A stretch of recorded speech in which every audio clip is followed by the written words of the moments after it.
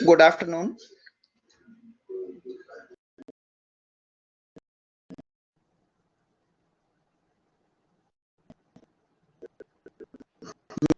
मेरी आवाज आ रही है सभी लोगों?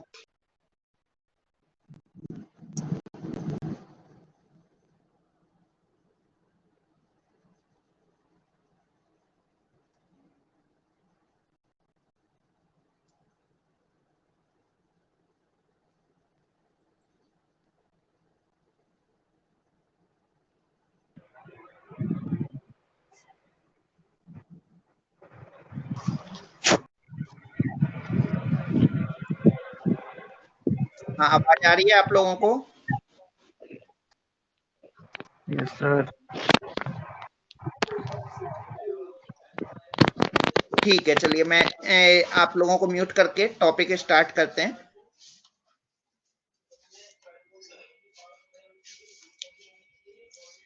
देखिए, हम लोग मॉड्यूल नंबर 1 के कुछ टॉपिक्स ऑलरेडी पढ़ चुके हैं, जैसे crystal defect, graphite, fluorine, liquid crystal, nano materials.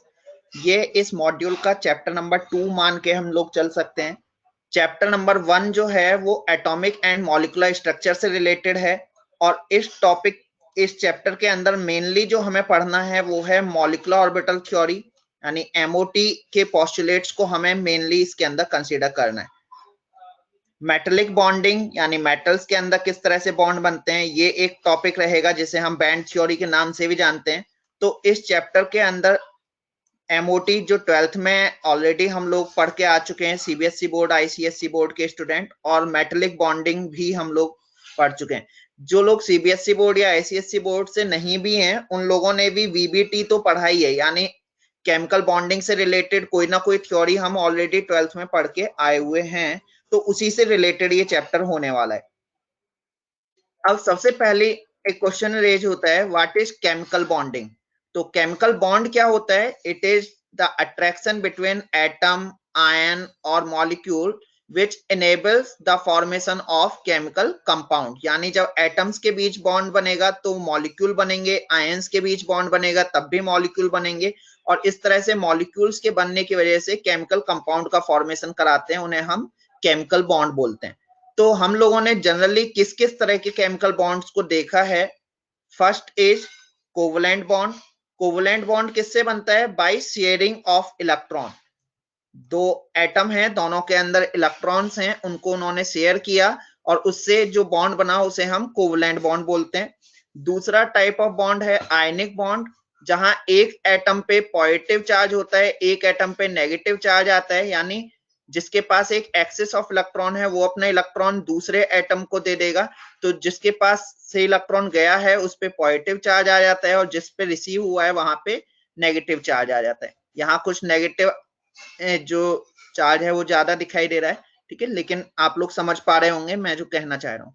तीसरे टाइप का बॉन्ड जो हमने पढ़ा है वो है कोऑर्डिनेट बॉन्ड, ठीक है। तो कोऑर्डिनेट बॉन्ड के अंदर क्या होता है? ये जो जैसे NH3 के मॉलिक्यूल के अंदर ये तीनों कोवलेंट बॉन्ड है, ये तीनों कोवलेंट बॉन्ड हैं जो शेयरिंग ऑफ इलेक्ट्रॉन से बने हैं। यहाँ इस इमेज में देख पा रहे हैं ग्रीन कलर का जो इलेक्ट्रॉन दिखाया है वो हाइड्रोजन को रिप्रेजेंट कर रहा है, तो एक हाइड्रोजन का इलेक्ट्रॉन आया, एक नाइट्रोजन का इलेक्ट्रॉन रेड कलर से दिखाया हुआ है, दोनों ने शेयर किया, तो इससे जो बना वो है कोवलेंट बॉन्ड, ठीक है। लेकिन कोऑर्डिनेट बॉन्ड बनाने में क्या होता है? जब H+ आयन आता है, H+ आयन कौन सा है? जिसके पास अपना भी इलेक्ट्रॉन नहीं है। हाइड्रोजन पे एक इलेक्ट्रॉन था, प्लस चार्ज आया क्योंकि उस पे एक इलेक्ट्रॉन जो था वो भी उसने डोनेट कर दिया, इसलिए उस पे प्लस चार्ज आ रहा है। तो अब इसे बॉन्ड बनाने के लिए, शेयरिंग के लिए कोई भी इलेक्ट्रॉन नहीं है, तो नाइट्रोजन के पास एक्चुअल में जो आउटरमोस्ट ऑर्बिट है उसके अंदर नंबर ऑफ इलेक्ट्रॉन होता है 5 और टोटल नंबर ऑफ इलेक्ट्रॉन होता है 7। तो नाइट्रोजन के इलेक्ट्रॉन आप यहाँ पे काउंट कर सकते हैं 2, 3, 4, 5, 6, 7, ये फर्स्ट ऑर्बिट के अंदर इलेक्ट्रॉन है और ये इलेक्ट्रॉन सेकंड ऑर्बिट के अंदर है। तो सेकंड ऑर्बिट का 1, 2 एंड 3 इलेक्ट्रॉन के साथ इसने कोवलेंट बॉन्ड बनाया और रिमेनिंग जो 2 इलेक्ट्रॉन थे इन्हें हम बोलते हैं लोन पेयर इलेक्ट्रॉन। ये जो दोनों इलेक्ट्रॉन थे इन दोनों को इसने इसके साथ कोऑर्डिनेट कर लिया और एक कोऑर्डिनेट बॉन्ड बनाया। ये दोनों ही इलेक्ट्रॉन हाइड्रोजन के पास देता है और हाइड्रोजन का अपना ऑक्टेट कंप्लीट हो जाता है। ठीक है, तो इसको हम कहते हैं sharing pair comes from the single atom. तो आप लोग ऐसे नहीं कह सकते हैं कि इसने इलेक्ट्रॉन को डोनेट कर दिया है, क्योंकि डोनेशन ऑफ इलेक्ट्रॉन का मतलब है, फॉर एग्जांपल अगर आपने पीएम केयर जो फंड है उसमें अगर आपने डोनेट कर दिया तो आप ऐसा नहीं कह सकते हो कि मैंने उस दिन 10,000 रुपए दिए थे, आज मुझे जरूरत है तो प्रधानमंत्री जी मेरे जो 10,000 रुपए हैं वो आप वापस कर दीजिए। तो जो कोऑर्डिनेट बॉन्ड है उसमें हम लोग कहते हैं कि the sharing pair comes from the single atom. तो नाइट्रोजन ने यहाँ पे अपने जो दोनों इलेक्ट्रॉन हैं वो शेयर करने के लिए हाइड्रोजन को दे दिए। ठीक है, तो हाइड्रोजन अपने ऑक्टेट को जब काउंट करेगा, यानी एक्चुअल में हाइड्रोजन को तो 2 ही इलेक्ट्रॉन चाहिए, ऑक्टेट ये 8 तो नहीं कर रहा है, लेकिन हाइड्रोजन अपने जो 2 नंबर को काउंट कर रहा है तो वहां भी इन दोनों इलेक्ट्रॉन को काउंट करेगा। लेकिन ऐसा नहीं है कि नाइट्रोजन अपने ऑक्टेट में इसे काउंट नहीं कर रहा है। नाइट्रोजन को जब आउटरमोस्ट ऑर्बिट में 8 इलेक्ट्रॉन काउंट करने होंगे तो वो ये सारे 8 इलेक्ट्रॉन को अपने लिए भी काउंट करने वाला है। तो एक्चुअल में कोऑर्डिनेट बॉन्ड हम बोलते हैं when the sharing pair comes from the single atom. तो एक्चुअल में जब हम केमिकल कंपाउंड्स का फॉर्मेशन देखते हैं तो मोस्टली जो कंपाउंड्स हैं उनके अंदर कोवलेंट बॉन्ड ही बने होते हैं। कोऑर्डिनेट बॉन्ड और आयनिक बॉन्ड कंपैरेटिवली कम कंपाउंड्स के अंदर देखने को मिलता है। तो जब हमें केमिकल बॉन्डिंग से रिलेटेड कोई थ्योरी पढ़नी होती है तो एक्चुअल में हम कोवलेंट बॉन्ड को ही एक्सप्लेन कर रहे होते हैं। तो ज्यादातर जो थ्योरीज दी गई हैं केमिकल बॉन्डिंग से रिलेटेड वो एक्चुअल में कोवलेंट बॉन्ड को एक्सप्लेन करती हैं। अब कौन कौन सी थ्योरी आई थी? पहले थी valence band theory. Valence bond theory जो है उसके अंदर उसको दिया था लिनियस पाउलिंग ने। लिनियस पाउलिंग ने जो वीबीटी दी थी वो कोवलेंट बॉन्ड के लिए थी। ठीक है, आप लोगों ने स्लेटर नाम भी सुना होगा। स्लेटर ने जो वीबीटी दी थी वो एक्चुअल में कोऑर्डिनेट बॉन्ड के लिए थी। ठीक है, तो जब हमें कंपेयर करना होगा वीबीटी को तो हमें लिनियस पाउलिंग की वीबीटी को समझना होगा, तब हम बाकी थ्योरीज के साथ कंपेयर कर पाएंगे। एक्चुअल में लिनियस पाउलिंग ने जो वीबीटी दी थी वो कोवलेंट बॉन्ड के लिए थी। स्लेटर ने जो वीबीटी दी थी वो कोऑर्डिनेट बॉन्ड के लिए थी।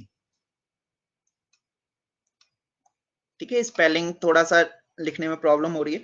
ठीक है, तो वीबीटी ने क्या कहा था कि एक्चुअल में इस वीबीटी ने कहा कि एटॉमिक ऑर्बिटल ओवरलैप करेंगी और वहां पे एक बॉन्डिंग ऑर्बिटल का फॉर्मेशन होगा। इसको हम फर्दर आज पढ़ने वाले हैं, वीबीटी के लिमिटेशंस को ही हम पढ़ने वाले हैं। तो इन्होंने क्या कहा कि एटम के एटॉमिक ऑर्बिटल्स जो हैं वो एक दूसरे को ओवरलैप करती हैं और उससे एक बॉन्डिंग ऑर्बिटल का फॉर्मेशन होता है। इसी कॉन्सेप्ट के बेसिस पे हमने कोवलेंट बॉन्ड का भी पिछला जो इमेज देख रहे थे वो भी इसी बेसिस पे था। दोनों के एक एक इलेक्ट्रॉन थे, उन्होंने आके यहाँ शेयरिंग कर लिया, ओवरलैपिंग कर लिया और इससे जो बॉन्ड बनेगा उसे हम कोवलेंट बॉन्ड कहेंगे। तो एक्चुअल में वीबीटी ने सबसे बेसिक कोवलेंट बॉन्ड के फॉर्मेशन को एक्सप्लेन किया था। क्रिस्टल फील्ड थ्योरी, एक्चुअल में हमें इसको पढ़ना नहीं है, ऑलरेडी हम पहले 12th में अगर पढ़ा है वेल एंड गुड, अदरवाइज ये हमारे सिलेबस में भी नहीं है। 1930 में बेथे एंड वान ब्लैक ने ये थ्योरी दी थी और इस थ्योरी ने सबसे पहले बताया कि पी ऑर्बिटल जब मॉलिक्यूल के अंदर जाती है तो px, py और pz 3 सब ऑर्बिटल होती हैं। तो उनमें से 2 सब ऑर्बिटल का एनर्जी लेवल अलग हो जाता है और एक ऑर्बिटल का एनर्जी लेवल अलग हो जाता है, यानी स्प्लिटिंग ऑफ एटॉमिक ऑर्बिटल। ठीक है, p ऑर्बिटल इस तरह से एटम में थी लेकिन जब मॉलिक्यूल में गई तब वो स्प्लिट हो जाएगी। px और py एक अलग एनर्जी लेवल में जाएंगे और pz एक अलग एनर्जी लेवल में जाएंगे। तो क्रिस्टल फील्ड थ्योरी ने स्प्लिटिंग ऑफ एटॉमिक ऑर्बिटल बताया। सेम ऐसे ही d ऑर्बिटल के अंदर 5 सब ऑर्बिटल होती हैं। तो 5 सब ऑर्बिटल में जब मॉलिक्यूल का फॉर्मेशन होगा तो वहां dxy, yz, zx ये 3 एक अलग एनर्जी लेवल में जाती हैं और d x square y square और डी जेड स्क्वायर, ये एक अलग एनर्जी लेवल में जाता है।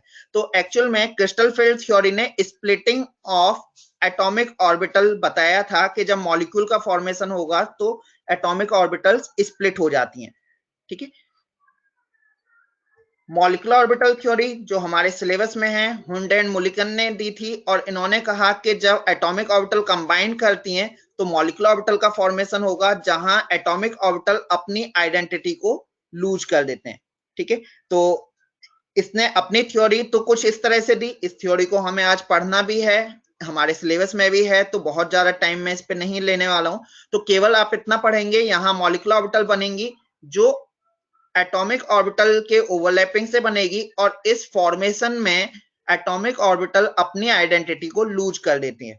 ठीक है, और इसने जो थ्योरी दी, क्योंकि इसके पहले 1930 में क्रिस्टल फील्ड थ्योरी भी आ चुकी थी, तो इसने स्प्लिटिंग को भी कंसीडर किया। स्प्लिटिंग ऑफ एटॉमिक ऑर्बिटल भी मॉलिक्यूलर ऑर्बिटल थ्योरी के अंदर कंसीडर किया गया, जैसे पी ऑर्बिटल स्प्लिट हो रही थी, अभी हम बात कर रहे थे, तो उस कॉन्सेप्ट को भी इन्होंने कंसीडर किया था क्रिस्टल फील्ड थ्योरी के को भी, और वीबीटी के जो भी कमियां थी, वैलेंस बॉन्ड थ्योरी में जो भी कमियां थी, उनको भी इस थ्योरी ने ओवरकम किया।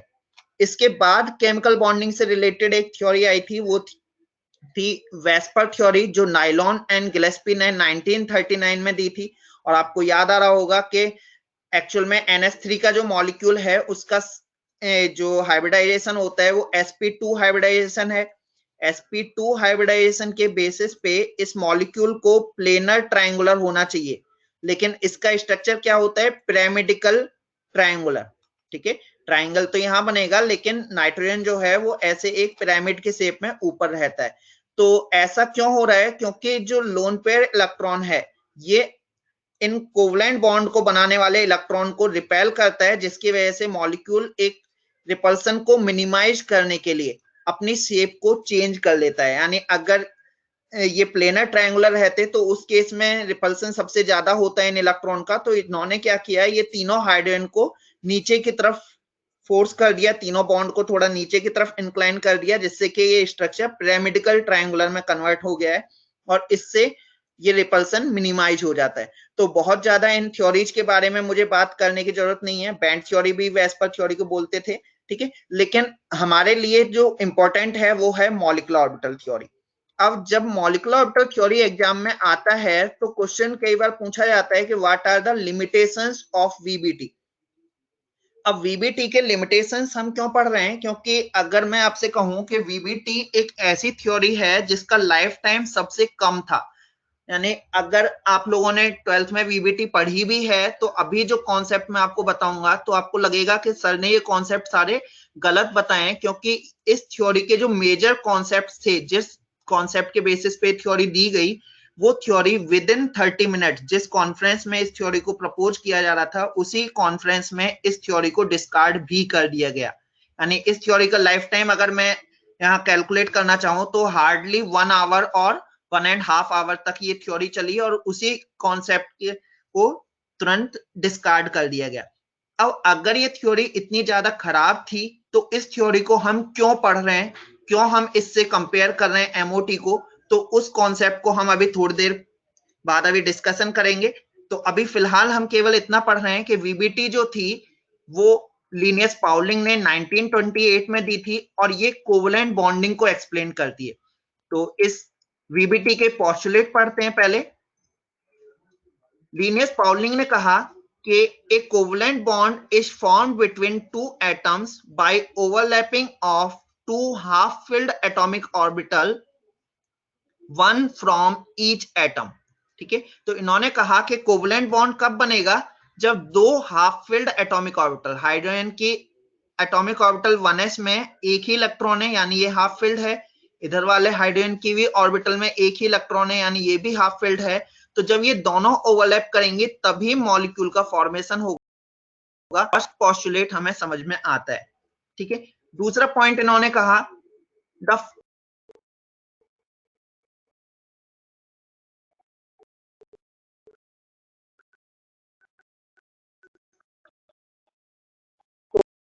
ओवरलैप, वो हाफ फिल्ड एटॉमिक ऑर्बिटल जो ओवरलैप करेंगी तो उससे एक बॉन्डिंग ऑर्बिटल का फॉर्मेशन होगा। यही ऐसा पॉइंट था जहां पे कंफ्यूजन क्रिएट हुआ। तो इसे आप नीचे वाली इमेज में देख पा रहे हैं, हाइड्रोजन के दो हाइड्रोजन के एटॉमिक ऑर्बिटल थी, 1s ऑर्बिटल यहाँ, 1s ऑर्बिटल यहाँ, और जब H2 का मॉलिक्यूल बना तो वहां दो की जगह केवल एक ही एटॉमिक ऑर्बिटल बची हुई रह गई। तो इन्होंने कहा था, आगे वाली लाइन तो समझ में आ रही है कि दो हाफ फिल्ड एटॉमिक ऑर्बिटल थी, उससे जो मॉलिक्यूल बना उसके अंदर इलेक्ट्रॉन तो स्पिन पेयर्ड हो गए, लेकिन जो चीज डाइजेस्ट नहीं हो रही है वो ये है कि जब एटम के अंदर number of orbital atomic orbital 2 है तो मर्ज होके एक सिंगल ऑर्बिटल के अंदर कैसे कन्वर्ट हो सकती है। यही क्वेश्चन इस थ्योरी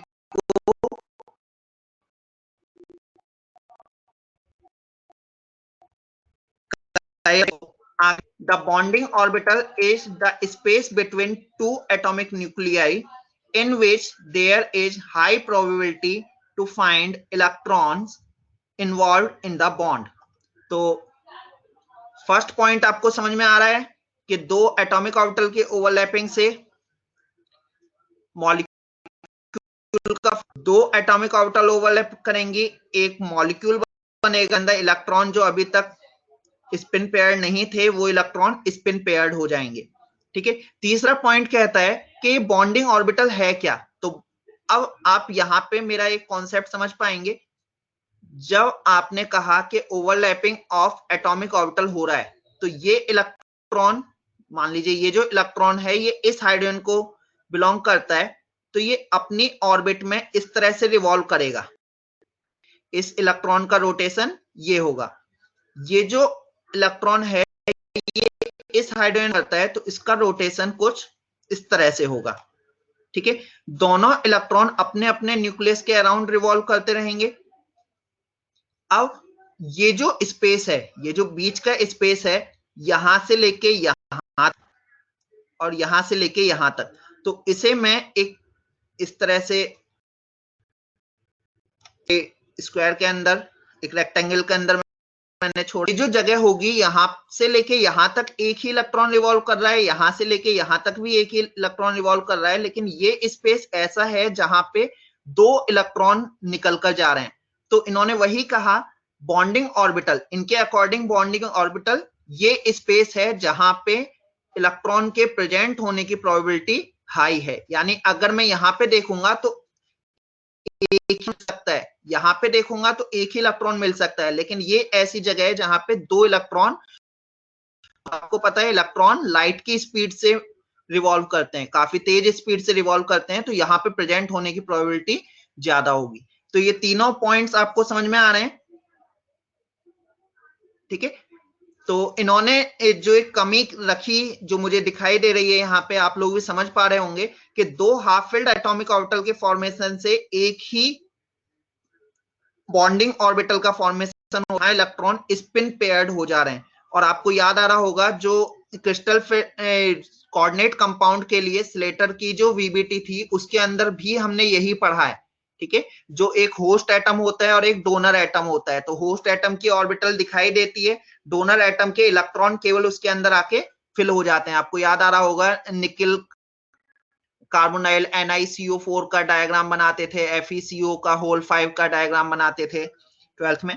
ठीक है, तो वो जो वीबीटी है वो स्लेटर कोऑर्डिनेट कंपाउंड के लिए है, वो थ्योरी अभी भी काम कर रही है, लेकिन कोवलेंट लिए इस थ्योरी को कॉन्सेप्ट इन्होंने अपनी थ्योरी के अंदर भी देने की कोशिश की थी।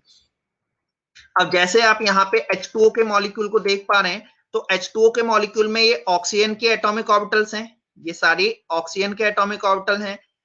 एक हाइड्रोजन एटम आया, एक हाइड्रोजन एटम यहां से आया, यहां भी हाफ फिल्ड ऑर्बिटल थी, यहां भी हाफ फिल्ड ऑर्बिटल थी, ये भी हाफ फिल्ड ऑर्बिटल थी। तो अब जब H2O का मॉलिक्यूल बनेगा तो उसके अंदर हाइड्रोजन के जो ऑर्बिटल हैं ये डिसअपियर हो जाएंगे, और जो इलेक्ट्रॉन है वो, ये इलेक्ट्रॉन यहां आ जाएगा और ये इलेक्ट्रॉन यहां पे दिखाई दे जाएगा, और ये ऑर्बिटल्स गायब हो जाएंगी, जिस वजह से इस थ्योरी को डिस्कार्ड किया गया। F2 के मॉलिक्यूल को देखें तो यहाँ F2 के मॉलिक्यूल में भी क्या हो रहा है, ये दोनों ऑर्बिटल्स हाफ फिल्ड हैं, pz ऑर्बिटल दोनों ने ओवरलैप किया, तो अब जब F2 का मॉलिक्यूल बनेगा तो उसके अंदर इतनी ऑर्बिटल्स तो रहेंगी, लेकिन इन दोनों के कंबाइन होने से केवल एक ही बॉन्डिंग ऑर्बिटल बनेगी जहां पे दोनों के दोनों इलेक्ट्रॉन प्रेजेंट होंगे। यानी इनमें से F2 के मॉलिक्यूल में किसी एक F एटम ऐसा होगा जिसके अंदर pz ऑर्बिटल नहीं रहेगी जब मॉलिक्यूल का फॉर्मेशन होगा। ठीक है, सेम ऐसे ही यहाँ पे O2 के मॉलिक्यूल को देखें तो यहां भी ऑक्सीजन की py का ओवरलैपिंग करेंगे तो इससे भी एक ही बॉन्डिंग ऑर्बिटल बनेगी जहां पे इलेक्ट्रॉन स्पिन पेयर्ड हो जाएंगे। तो इस थ्योरी की लिमिटेशन जो देख पा रहे हैं वो इसी वजह से थी क्योंकि इन्होंने ऐसा कहा कि एटॉमिक ऑर्बिटल के ओवरलैपिंग से जो बॉन्डिंग ऑर्बिटल बन रही है, 2 एटॉमिक ऑर्बिटल ओवरलैप करेंगी तो उससे बॉन्डिंग ऑर्बिटल केवल एक ही बनेगी। 2 overlapping atomic orbital form 1 new bonding orbital, जो इसका सबसे बड़ा डिमेरिट हमें सुनाई दे रहा है। ठीक है, अब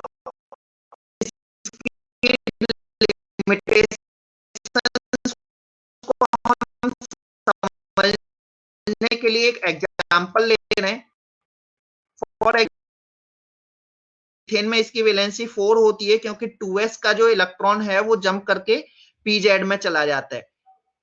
अब 4 हाइड्रोजन एटम आए तो उससे ओवरलैपिंग हो गई और इस तरह से मीथेन का मॉलिक्यूल बन गया। समझ में आ रहा होगा, तो बहुत ज्यादा मैं इस पे टाइम नहीं ले रहा हूं। अब जब हमने ये मीथेन का मॉलिक्यूल बनाया तो यहाँ पे हम देख रहे हैं कि एक बॉन्ड जो बन रहा है वो तो SS ओवरलैपिंग से बन रहा है। ठीक है, और बाकी के 3 बॉन्ड जो बन रहे हैं वो S एंड P ओवरलैपिंग से बन रहे हैं। ठीक है, ये SS ओवरलैपिंग से एक बॉन्ड और 3 बॉन्ड जो हैं वो S एंड P जो है ऑर्बिटल उनके ओवरलैपिंग से बन रहा है। तो अब आप समझने की कोशिश कीजिए, 2s एटॉमिक ऑर्बिटल और 2p एटॉमिक ऑर्बिटल में ज्यादा एनर्जी किसकी है? 2p की। ठीक है, 2s की एनर्जी कम है। अब अगर मैं ये मानकर चलूं कि हाइड्रोजन की 1s जो है उनकी सबकी एनर्जी सेम है, तो जब हाइड्रोजन की 1s और कार्बन की 2s ऑर्बिटल ओवरलैप करेगी और ये सिंगल बॉन्ड बनेगा तो इसकी एनर्जी जो है डेट मस्ट बी लो, इसकी एनर्जी कम होनी चाहिए। और इनकी जो ओवरलैपिंग हो रही है p ऑर्बिटल और हाइड्रोजन एटम, इनके s ऑर्बिटल के अंदर जब ओवरलैपिंग हो रही है तो उससे जो ये 3 बॉन्ड बन रहे हैं इनकी एनर्जी हाई होनी चाहिए। ठीक है, बॉन्ड एनर्जी का बात मैं कर रहा हूं, तो इसका मतलब क्या है कि चारों बॉन्ड की एनर्जी डिफरेंट होनी चाहिए। अब अगर मैं यहाँ पे बॉन्ड एंगल की बात करता हूं, बॉन्ड एंगल अगर हम देखें तो p ऑर्बिटल जो होती है आपको याद आ रहा होगा px py एंड pz। तो x इस तरह से होगी, y इस तरह से, और pz जो होगी वो ऐसे पेपर प्लेन के ऊपर और नीचे होगी। तो अगर मैं ये बॉन्ड एंगल देखूं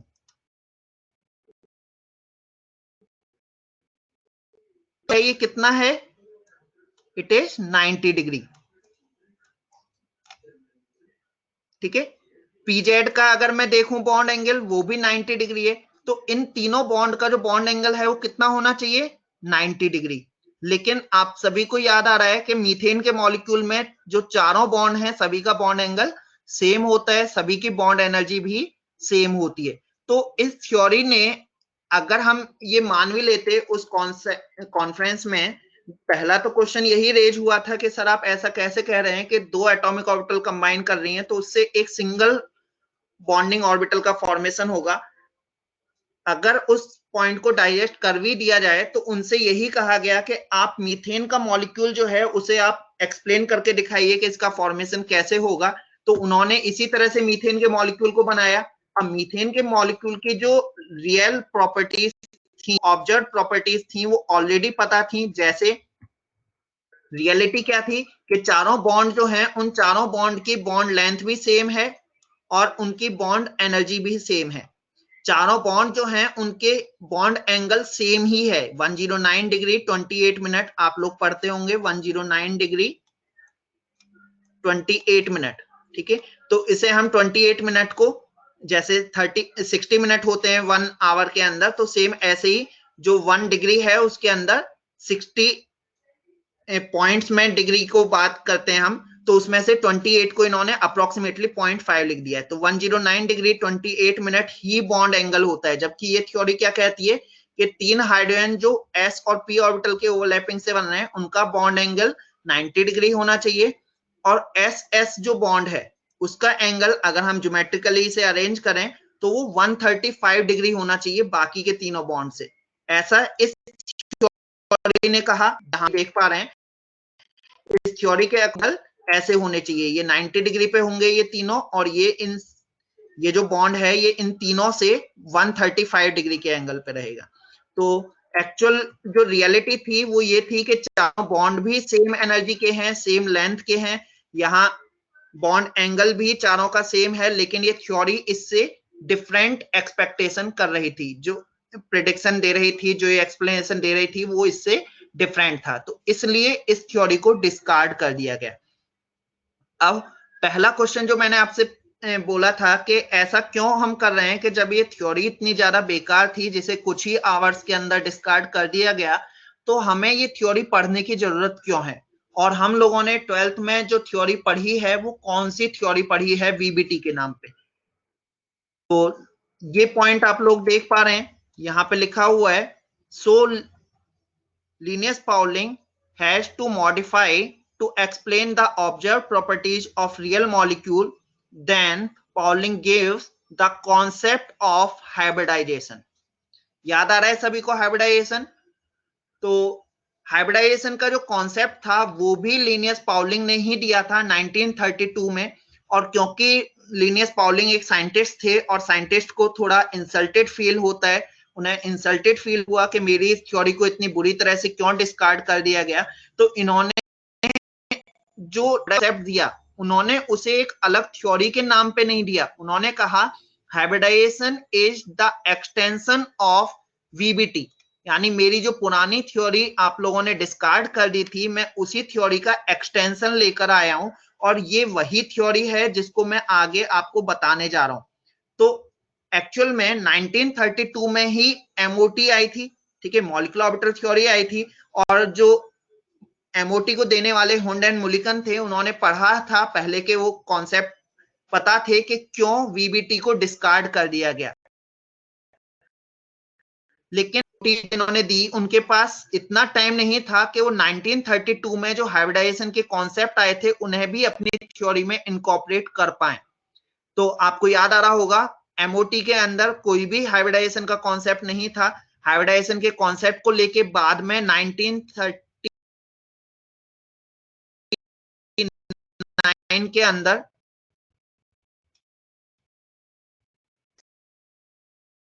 समराइज कर देता हूं, वीबीटी को हम जब 12th की बुक्स के अंदर पढ़ते हैं तो या तो उसके अंदर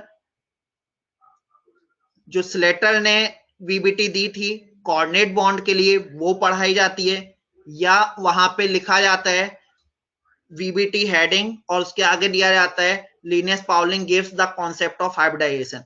लेकिन आज जो आपने पोस्टुलेट्स पढ़े हैं ये उसी कॉन्फ्रेंस की प्रोसीडिंग से थे जो जिस कॉन्फ्रेंस के इस थ्योरी को डिस्कार्ड किया गया, ठीक है।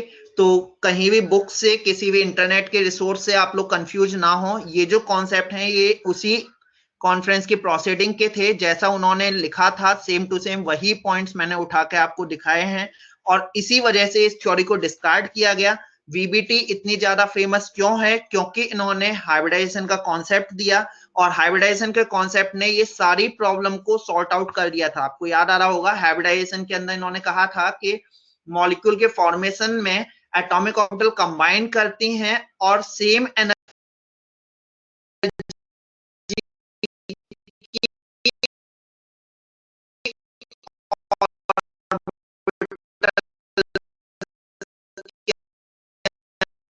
कॉन्सेप्ट ही करता है कि ये s और p ऑर्बिटल सारी कंबाइन करेंगी, एक ही एनर्जी की ऑर्बिटल बना देंगी, जिन्हें हम हाइब्रिड ऑर्बिटल बोलते हैं, और कहते हैं कि ये हाइब्रिडाइजेशन है sp3 हाइब्रिडाइजेशन, और sp3 हाइब्रिडाइजेशन के बेसिस पे इसका स्ट्रक्चर टेट्राहेड्रल होना चाहिए और बॉन्ड एंगल 109 डिग्री 28 मिनट ही होना चाहिए, ठीक है।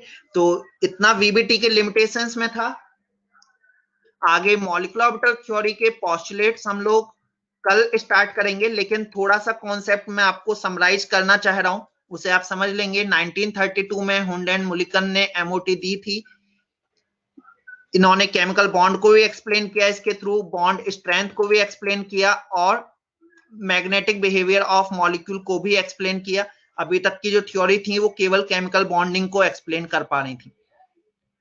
अब पहला पॉइंट मैं आपको समझाने के लिए आज केवल फर्स्ट पॉइंट को मैं यहां पे समझाने की कोशिश करूंगा, क्योंकि ये पॉइंट VBT के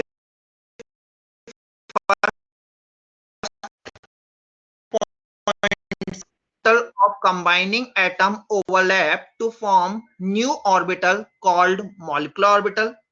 As a result of this, the atom lose their individual identity. तो आपको याद आ रहा है VBT के अंदर हम क्या बोल रहे थे कि एटॉमिक ऑर्बिटल कंबाइन कर रहे हैं, ठीक है, और दोनों जो इलेक्ट्रॉन हैं वो अपने अपने न्यूक्लियस के अराउंड रिवॉल्व करते रहते हैं।